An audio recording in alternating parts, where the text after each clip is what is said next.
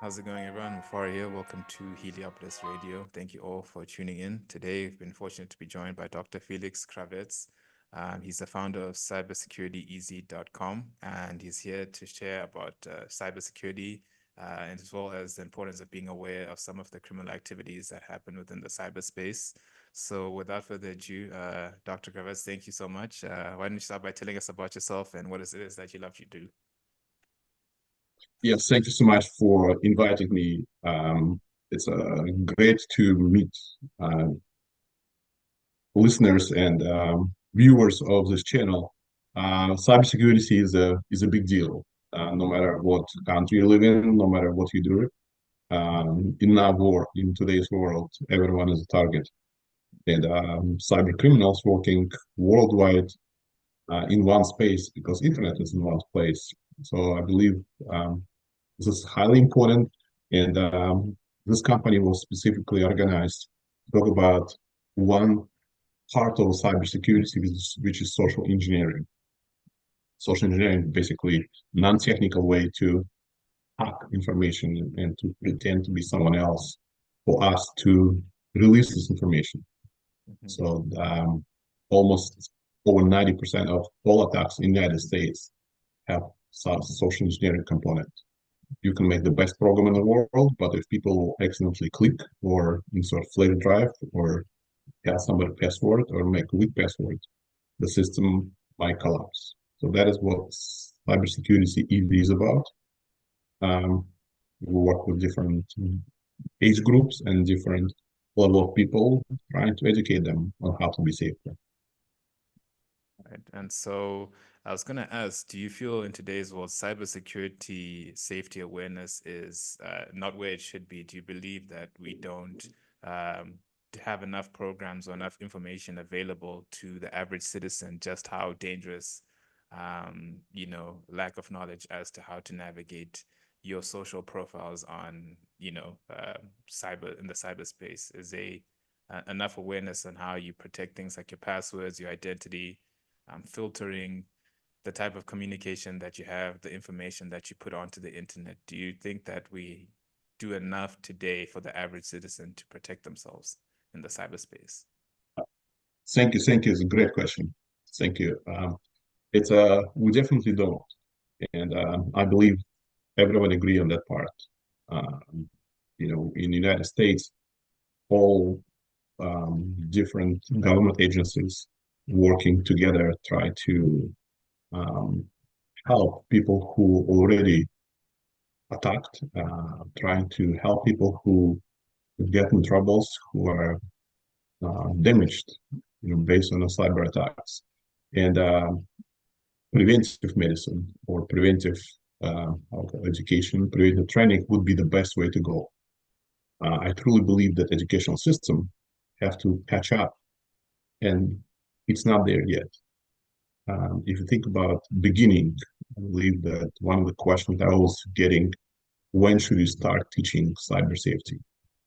One of my kids was 3.5 years old. He went to school and he got iPad. He was still not potty trained. He was in diaper with iPad in his hands. So that is a time when children begin using technology. Hmm. Now, attackers begin attacking at the same time as long as you logged in the system. So everyone is target from children to senior citizens, and educational system have to be in place. I believe that cyber safety training have to be offered at the same time as people learn how to write, how to read, because they start using computer at that time. They start using cell phones, not because somebody has a lot of money, but the children going to school bus for safety reasons, parents buying, mobile device, a cell phone, and you know what it means. Children will receive text messages from unknown people. They will reply. They might think it's from mom and dad. It might not be, or they might think it's from another child. It might not be. So, beginning of technology use is a time to for everyone to learn not only how to click, but how to recognize or what are red flags of attackers, because this is the biggest crime. And if you think about it, Previously, criminals were under attack of police and other criminals and gangs. So it is always, risks of, being killed, going to jail, etc. In today's world, criminals think, oh, I'm going to sit in the basement of, that country or that city. How's it going to get me? Mm, And I can make millions of dollars. I can be in my, you know, um, sport hat and my t-shirt, and I can try to steal millions of dollars and nobody will get me. So unfortunately, that mentality, brings a bunch of criminals from the street to more to technological crime, and we have to be all together. At the same time, if you think about money, big businesses are doing better because they are working together. They work with multiple government agencies. They're trying to help each other. They have other companies that helping one industry. For example, all banks communicate to each other. If one bank was hacked in a specific way, they immediately tell everyone else, "Hey, mm, close this door. These attackers." mm, You know, immediately. We don't do it on a personal level, and we should. I believe everybody have to think about the children, about their parents and grandparents, because everybody has cell phone nowadays. Even people who don't like it, people who don't use it, they say, "Oh, I talk to people who are 80 years old. They say, oh, they cannot get me. I'm not going on the internet." It's wrong assumption because they're going to call, pretend to be from government agency, from tax agency, from local medical supplies. They will say, "Oh, we're offering better offer for whatever you pay for," or somebody tried to open your account. Click on this link, to mm, for us to be able to see it. And people will say, "Oh, it's from the bank." So it's a even cell phone, even talking to somebody on the cell phone, mm. still put you in vulnerable position, even if you don't think you utilizing technology and you're safe. So I believe it should be there, and it's not. Educational system is behind. I'm talking about the schooling system, not colleges and universities, but um, I believe every part of the population need to get more trained from children to elderly and everyone else in between. I have a question, because it's funny you mentioned the phone scams here in South Africa. Those are big. A lot of people, I know friends that have lost quite a lot of money because they think they're in trouble with the government, or they think they have a visa thing that's not working. And just doing my research, I know you had a background working for AT&T, one of the biggest mobile companies in the States. Is it not possible for mobile, and it's not maybe a technical question, but a general question, because the issue we find is everyone has access to a cell phone. Why is it not a question of, mobile providers and, network providers to filter out, to screen the people that have access to their network, people who have access to SIM cards? Because the issue is that everyone has access to a technological platform, including criminals. Everyone has an open chance to use a phone. You can't. Are there ways of preventing people from accessing technology based on maybe their credentials, maybe their history, if there's any associated criminal activity? Or now with the advent of AI, we now know that our devices, whether we like it or not, they monitor what we say, what we do. Is there not a way to assess or pick up criminal behavior or certain acts before they filter out into the public? Because unfortunately for the common person, usually the target demographic of these scams are people who are not in the best of financial situations, people who are already at a difficult end of living in today's society. So when you get a call saying that there's a bank offer, naturally out of desperation, you will take that offer.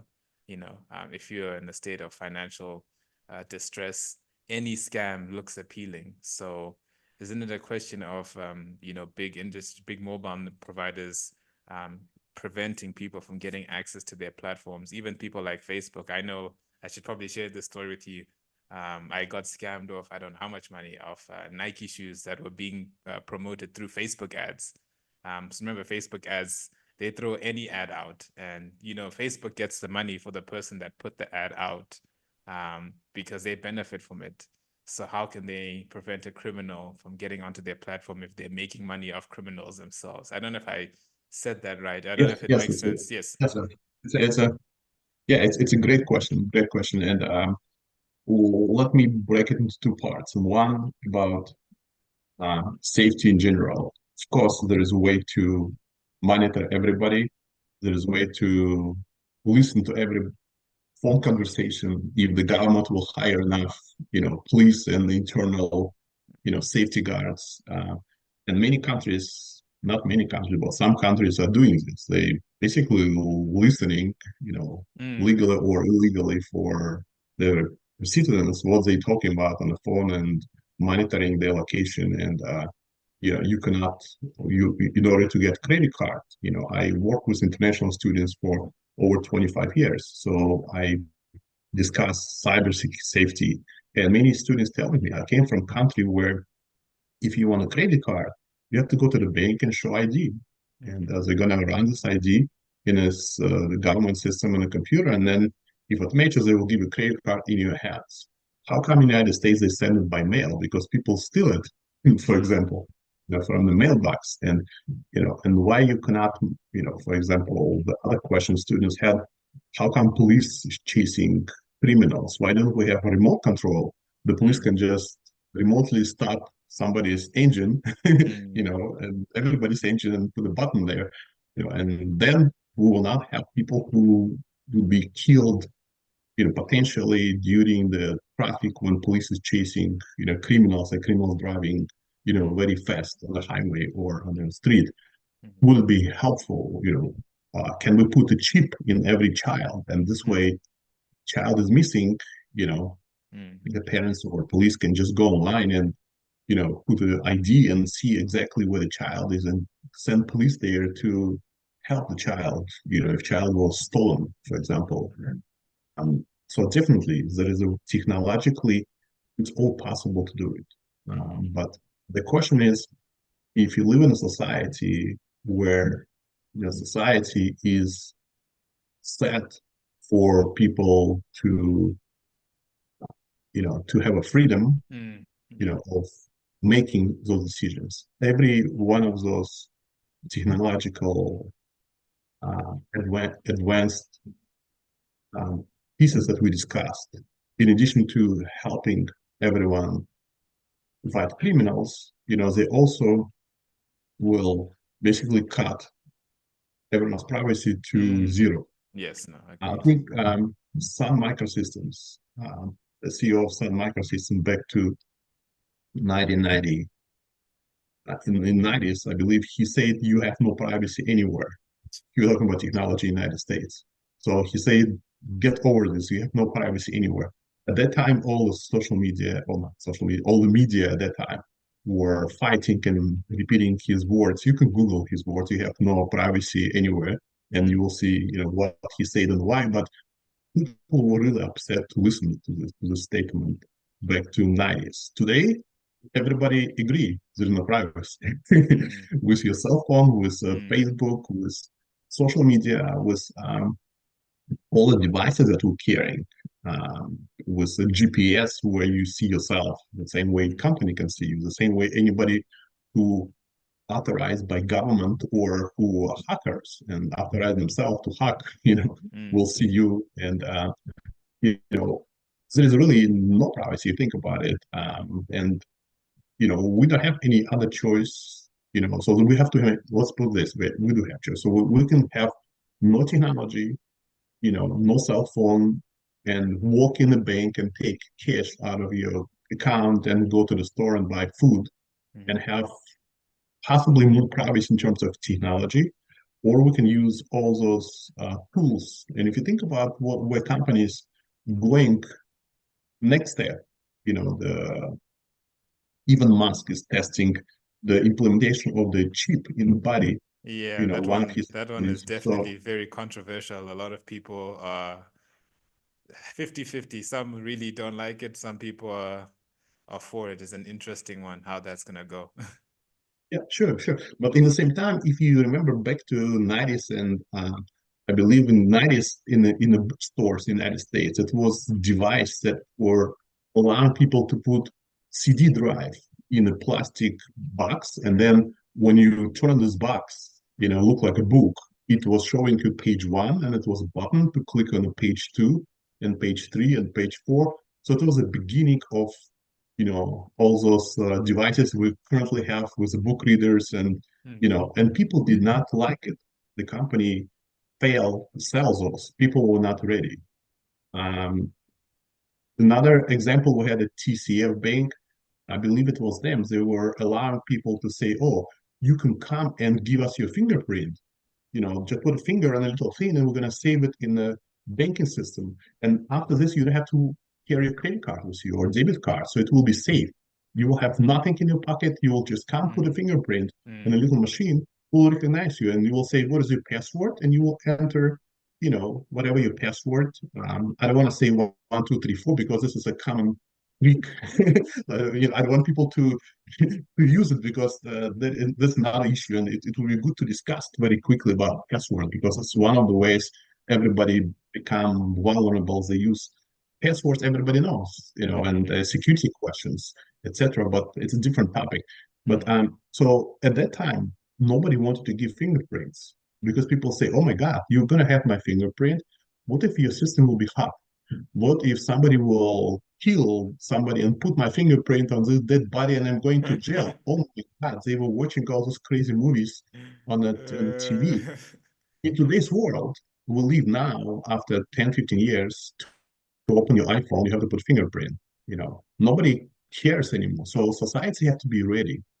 So, but going to your question, and I believe the same with Elon Musk. Eventually, I remember when people were saying you're going to read books online, I was in education at the time, and professors were saying, "Oh, sure, yeah, what else is going to be? The books will fly from the blue sky and fall on the head of somebody, or we're going to open the head and put book." So everybody was laughing and making jokes about it. And today, most of my students have no printed books in the house. So when I ask them how many books you have in your home, especially international students, they say, "We don't need book. We can find anything online."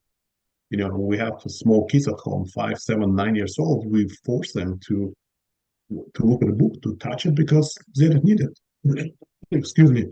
And multiple schools are questioning if students really need handwriting because everybody's typing nowadays. So we're moving to, and again, everything that we're talking about sounds crazy, controversial, but uh, with the time, as time goes, certain things that we were discussing in the classroom 20 years ago. I'm teaching 25 years since I was very young.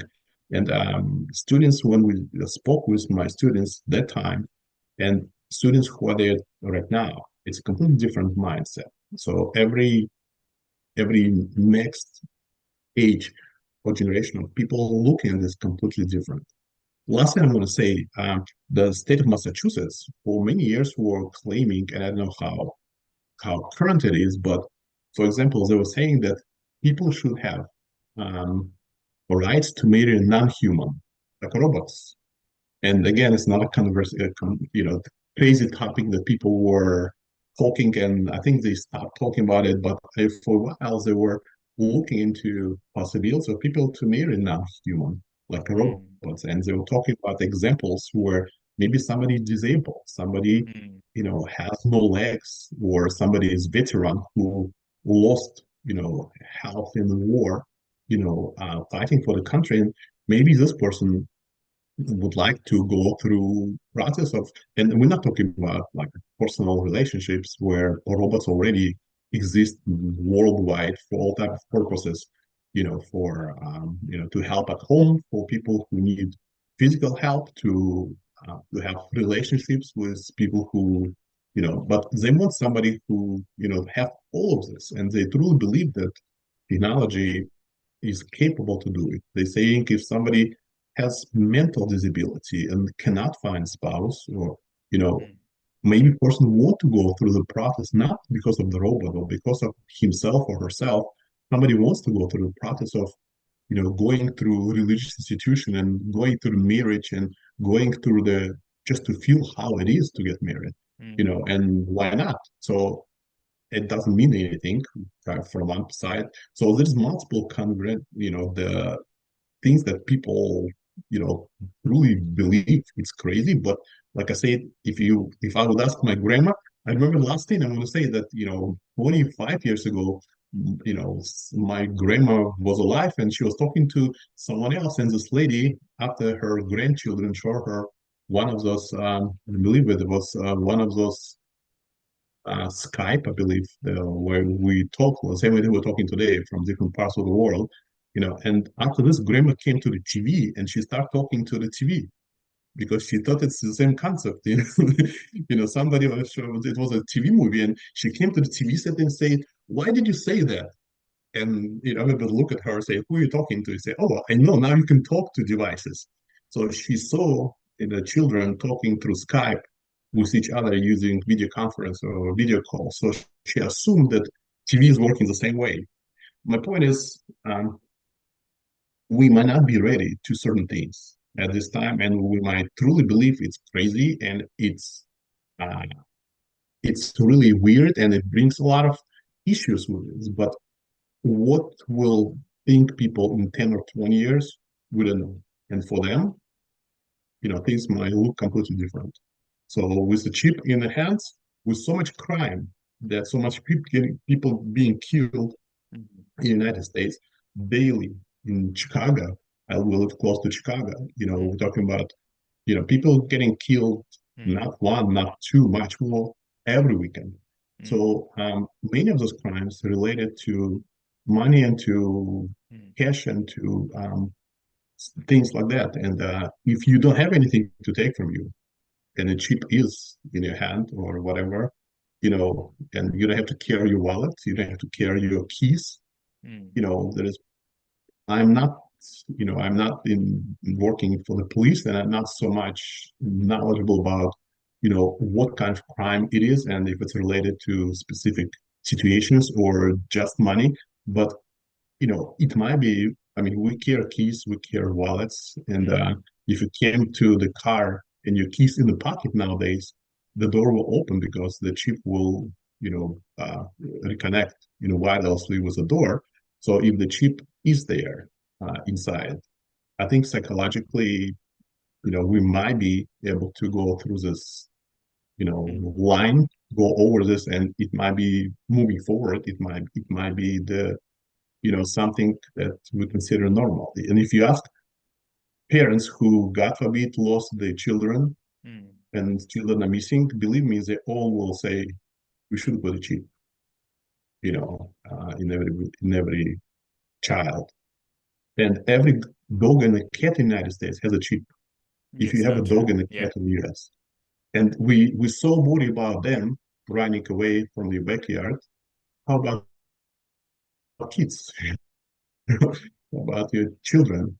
What kind of privacy children should have? Maybe up to teenagers age, or So it's a lot of questions there. But technology is there, and we need to, in the same time, we need to look about cyber safety, because if somebody will hack the system, they will Mm. know where everyone is. Mm.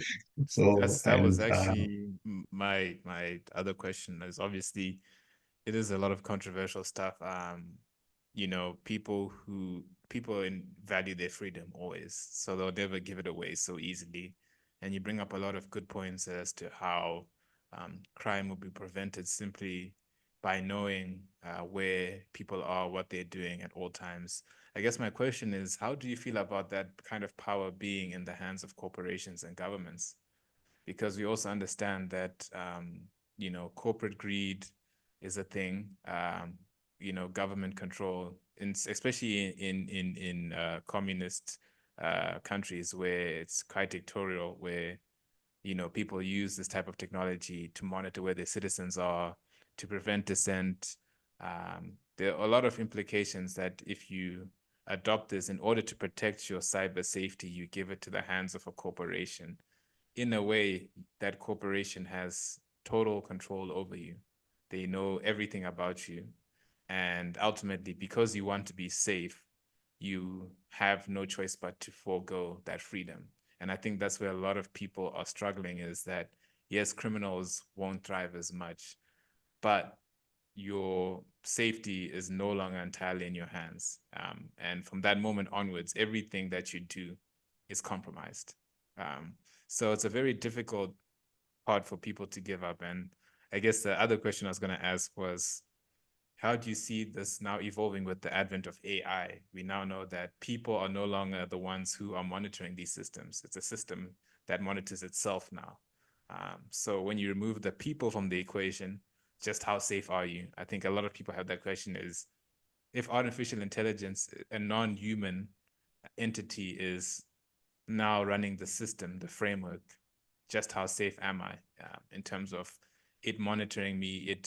If AI can stop your car on its own, if there's a hack on the AI and all cars stop driving, imagine the chaos, all those Teslas driving in different directions into each other. I mean, the implications are many, so I don't know how you feel about that. Sure, thank you. And before we get to AI, I just wanted to get last statement about the privacy. So I believe we don't have privacy anywhere. So there is nothing to lose. So there is Okay. nothing to be afraid of. If you have a cell phone in your hands and it's connected the to the network, even if it's connected to Wi-Fi, believe me, the company, your provider, your cell phone provider knows where you are because you see yourself on the GPS. So if you use cell phone, if you use email, if you use, that I want to specifically talk about any specific companies, but if you use general technology that average consumer is using, you have zero privacy. And government knows where you are, what you do. The banks knows how much money you have, how much money you took. GPS provider or internet provider knows exactly your location. The people who can hack your cell phone and your mic and your camera, you know, will see your camera and listen to your conversation. It could be government, with permission of the local security agencies or without, or core system, or it can be hackers. You maybe downloaded free game for your children how to play, soccer or how to play something on your cell phone. It comes from another country and it had spyware there, and you would never know about it.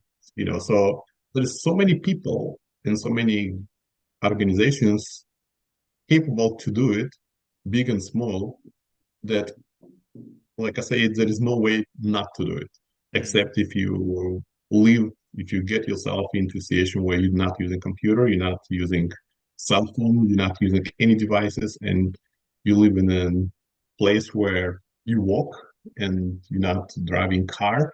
In the United States now, if you buy a car and you're still making payments for the car and you stop making payments, the bank will automatically disable your starter titles Wow. through satellite system. You will not start your car if you didn't make payment. If you not immediately, but in 3 months or whatever. So my point is, banks and corporations, small and large corporations, you don't have to be a large corporation to do it. You can be just a hacker who hack, somebody and has the same access to information. So it's a part of the price we pay for utilizing technology. So if you're afraid of doing this and you feel that it's your privacy, but we don't have it anywhere. Like I said, our conversation, use of cell phones, use of devices, how many apps you have on a cell phone? Did you check even the simplest questions? How many of those applications have access to your microphone, Mm. to your camera? They were showing those CEOs of top companies when they had interview with them from home, and they had a little sticker on the top of the cell phone, a little tape, the covering camera. And I saw people saying, "Oh my God, if this guy is or this girl is a CEO of the top company, she put a sticker or he put a sticker on the camera. What it means? Oh my God, it means that he or she believes that cell phone can easily be hacked. Oh my God, I will do it too." But it is true. It is true, and I just want to say that in cybersecurity, before we move to AI, it takes normally month and month until the corporations know the data was hacked. It's not that you Mm. came and your wallet is missing and you came to your car or to your home and say, "Oh my God, where's my money? It's lost. I was, You came and money there. You just made a copy of this. So you came, you logged into the system, everything is working. They just made a copy. And I just want to say that uh, all type of levels of people will hack, including people who work for federal government in the United States. Agencies that federal agencies were hacked and millions of records were taken by foreigners and by local hackers. So there's a website called information is um,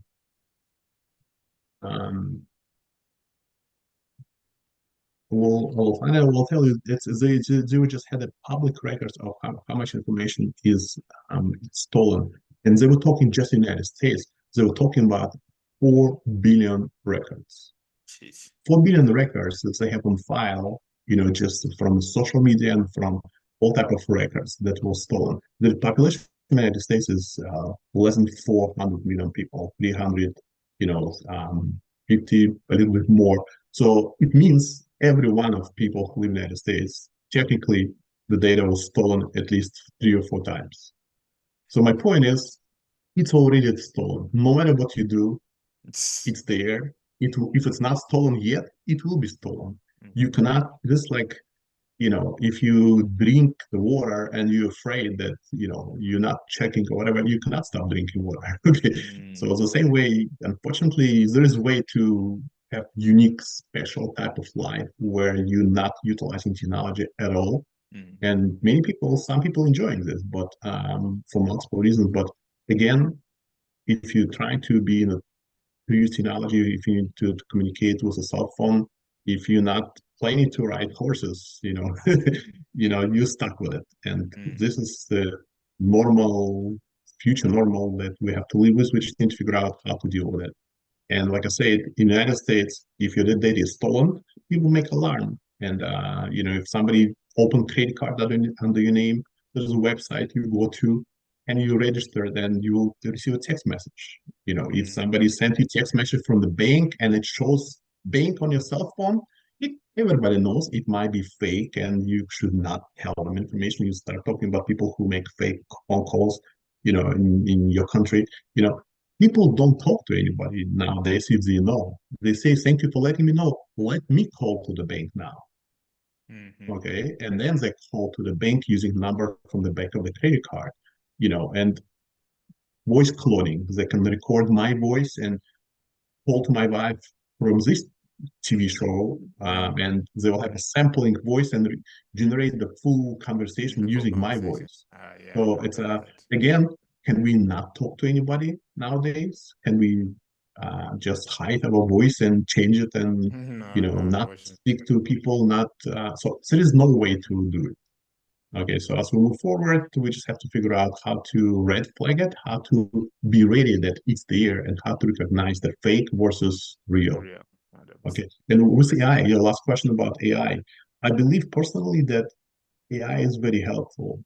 I believe that the same way that we were adapting cars or self-drivable cars, or adapting computers, mobile devices. AI is capable to help with many jobs that we currently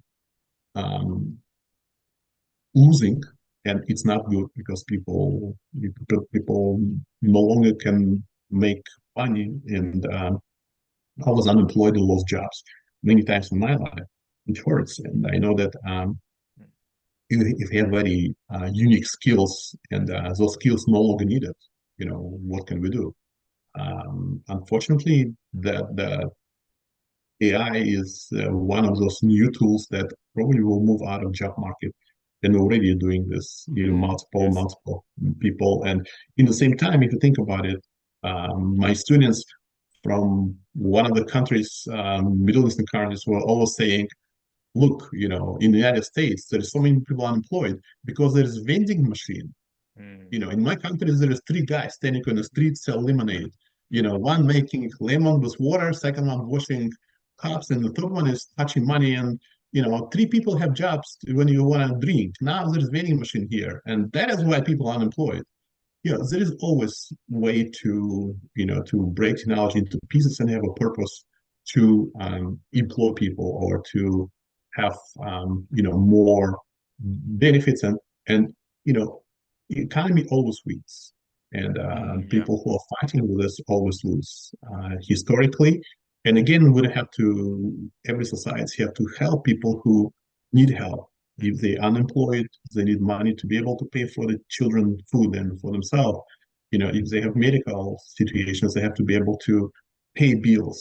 If they have disability or they need support, they need to find a place. The government should help them, to get the support. But in general, society have to be, we have to push, like we're pushing children to read more. They say, oh, I want to sleep, I want to play with cell phone. No, you have to read, you have to do math. The same way I believe the AI is kind of chasing us to be smarter Mm-hmm. Yeah. and to be more productive. Because, there is a theory about, well, not theory, I guess it's a belief that about comfort zone. If you know how to grow potatoes and you grow potatoes and you have enough money, why would you learn computer?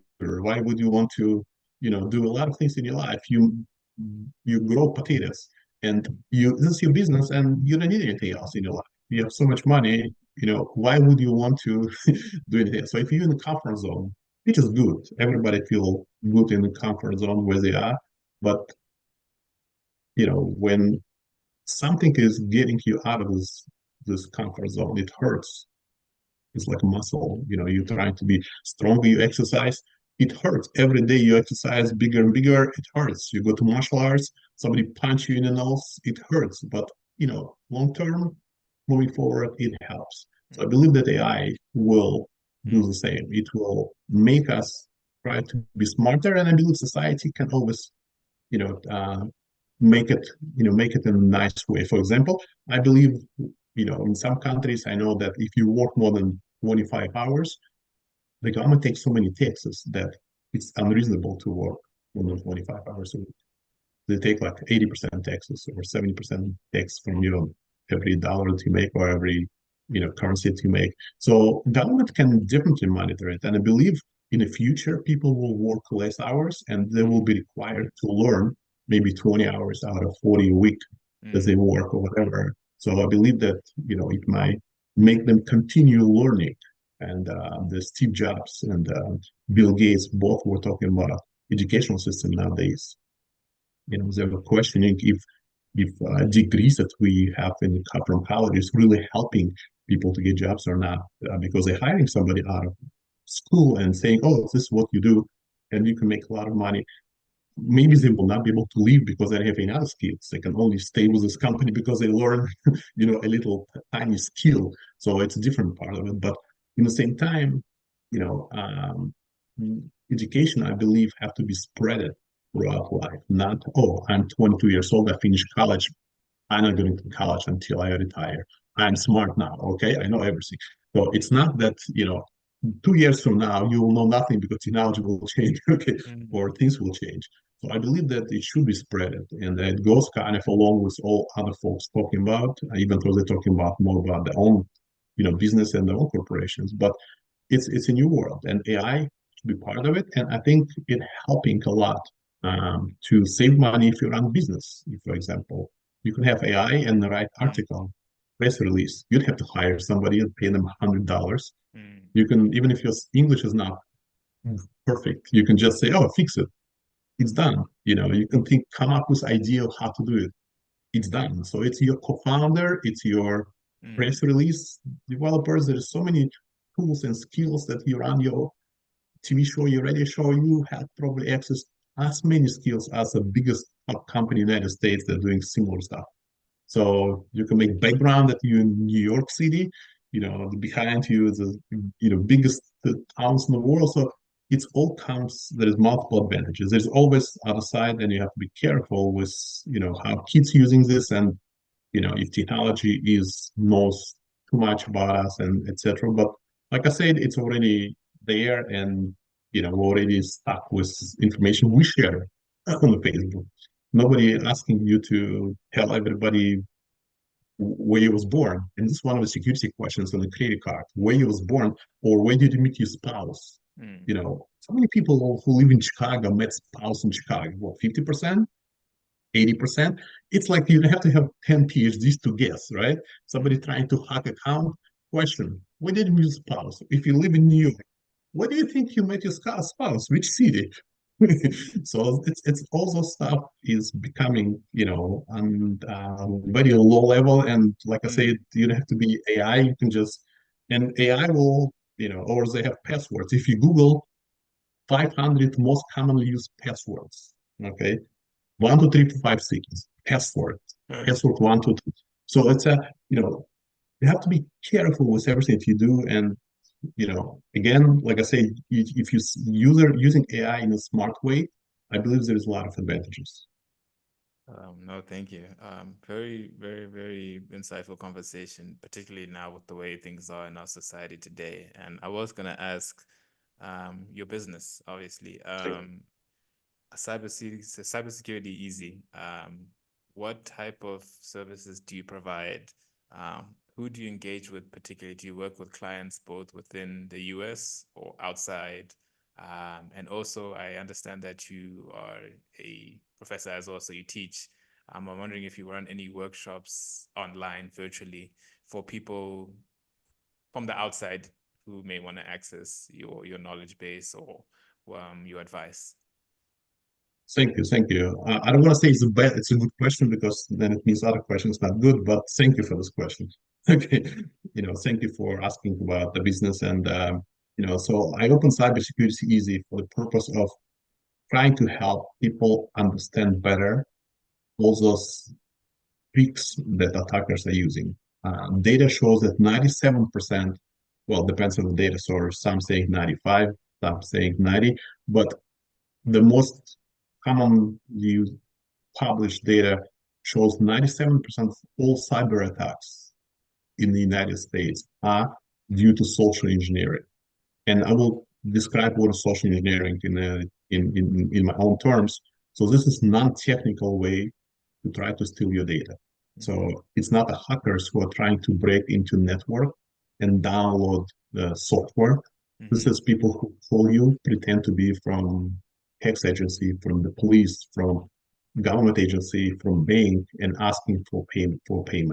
Mm-hmm. So in the United States, again, people have caller ID and on a cell phone. So they a spoofing number, and the on the phone it will show you the name of the agency. It will say, the tax agency, or it will say whatever the police, or it will say the city of whatever Mm-hmm. wherever you live. So caller ID is no longer valid nowadays. Attackers can manipulate caller IDs. They can manipulate voice.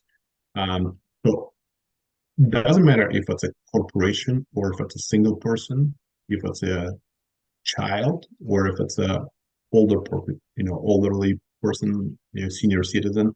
We help everyone to learn more about all those non-technical tricks. Mm-hmm. So we work with the seniors. I'm going to senior facilities where all the seniors live, the elderly, group, let's say people over 60 or over 70, and I come and I'm lecturing them about this. We're discussing this in the class with 20, 25 people in the room, Mm-hmm. talking about, all the different topics. So topics include fake use of cell phones for phishing, use text messages for phishing, where you receive the link from the bank, or you talking to the bank, you think you're talking to the bank, and Mm-hmm. they send you link to log in, and it Mm-hmm. doesn't say on the bank name. It will be short link. It will say Mm-hmm. B, something HM, S dot BY. It will be short link, and you click on it, and it's look like a bank, but it might be fake,